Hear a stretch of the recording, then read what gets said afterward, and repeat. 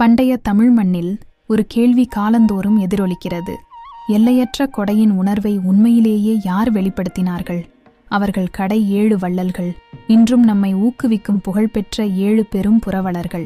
முதலில் எல்லையற்ற கருணை கொண்ட மன்னன் பாரி.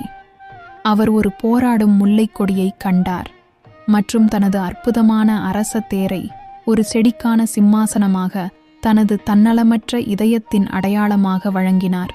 பின்னர் வந்தனர் காரி மற்றும் ஓரி, போர்க்களத்தில் தங்கள் வீரச் செயல்களுக்காக அறியப்பட்ட பெரும் வீரம் கொண்ட மன்னர்கள். ஆயினும் அவர்களின் மிகப்பெரிய பலம் அவர்களின் தர்மம். தங்கள் மக்களுக்கு தங்கம் மற்றும் சத்தான உணவை பொழிந்தனர். மன்னன் பேகன் ஒரு குளிர்ந்த மூடுபனி இரவில் நடுங்கும் மயிலை தனது மென்மையான இதயத்தால் அரவணைத்தார். அவர் தனது சொந்த அரச சால்வையால் அதை மூடினார். இது தூய தன்னலமற்ற கருணையின் செயல்.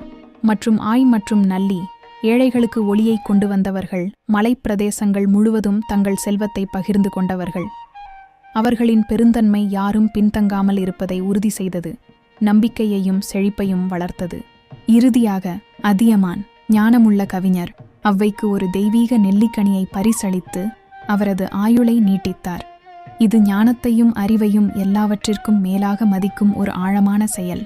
அவர்களின் மரபு வெறும் செல்வம் மட்டுமல்ல, மனிதநேயம் மற்றும் தன்னலமற்ற ஈகைக்கான ஆழமான சான்றாகும். தமிழ் வரலாற்றின் மேலும் பல ஊக்கமளிக்கும் கதைகளை கண்டறியுங்கள். மேலும் தகவலுக்கு எங்களை பின்தொடரவும்.